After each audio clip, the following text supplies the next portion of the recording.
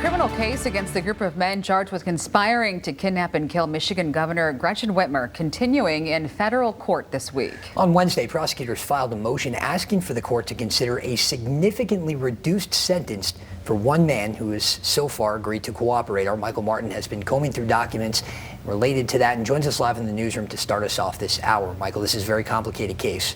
Yeah, Doug, Janice, good evening. It really is. Now, so far out of the 5 men facing federal charges in the kidnapping conspiracy case, only one, Ty Garbin, has agreed to cooperate with the prosecution. As the first person to flip on his co-defendants, he will likely get a much better deal when it comes time for sentencing. In fact, just this week, the feds filing a motion with the court saying that because Garbin has cooperated so far, he should be sentenced far below what typical sentencing guidelines call for. And with Garbin willing to testify and an entrapment defense for those other suspects, well, it's becoming more and more of an uphill battle.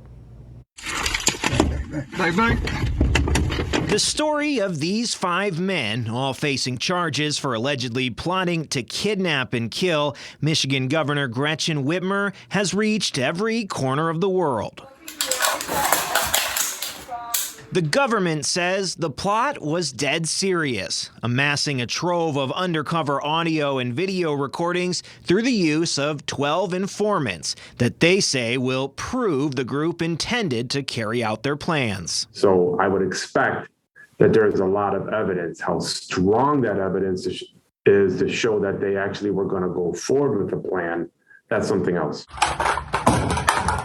One of the defendants, Ty Garbin, has agreed to cooperate with and testify on behalf of the government. In a document filed Wednesday, the prosecution says he confirmed to them that the plot was, quote, real, not just big talk between crackpots. Unfortunately, in federal prosecutions involving conspiracies of any kind, drug cases, conspiracies like this, one thing that does happen is that certain people are essentially offered cooperation deals, and that can sometimes strongly support the government's case. Garbin's defense team submitted 16 letters of support to the court from family, friends, and a short report from Parents for Peace, a group that works to disengage people from radical ideologies. It reads, quote, him joining this group was his psyche attempting to make sense of the overwhelming emotions happening inside of him and helplessness he felt from the pandemic. We liken this to substance abuse, where the ideology becomes the drug of choice.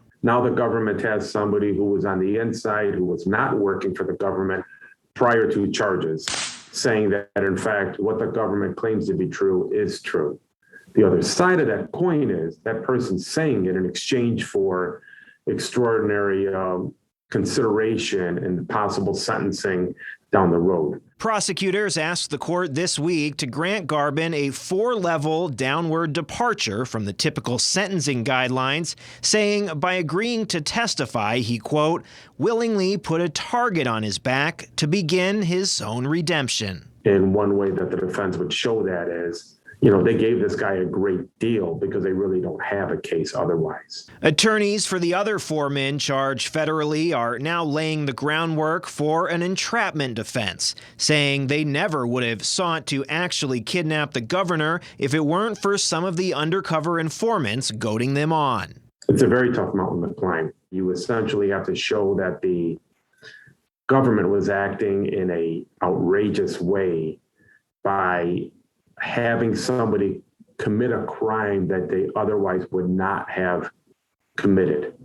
So if the defendant or the person charged in any way was predisposed to commit the crime, or there's evidence of that, it makes it more difficult to prove an entrapment defense. Defense attorneys for the men continue to request more evidence from the prosecution, but the feds claim that Garbin's statements contradict any notion of entrapment, writing that he, quote, dispelled any suggestion that the conspirators were entrapped by government informants. I think it's important for people to not judge whether or not someone is guilty and let the court system do that. You don't know what the facts of the case are. There's so many more pieces of discovery that the public just doesn't know. Let the system play out. And Ty Garbin set to be sentenced in federal court here in Grand Rapids on August 25th. He has agreed to testify against his co-defendants once their trials begin. For now, live in the newsroom, Michael Martin, Fox 17 News. All right, thank you for that coverage, Michael. And as this case continues to work its way through the courts, of course, you can stay with Fox 17 both on air and online for any updates.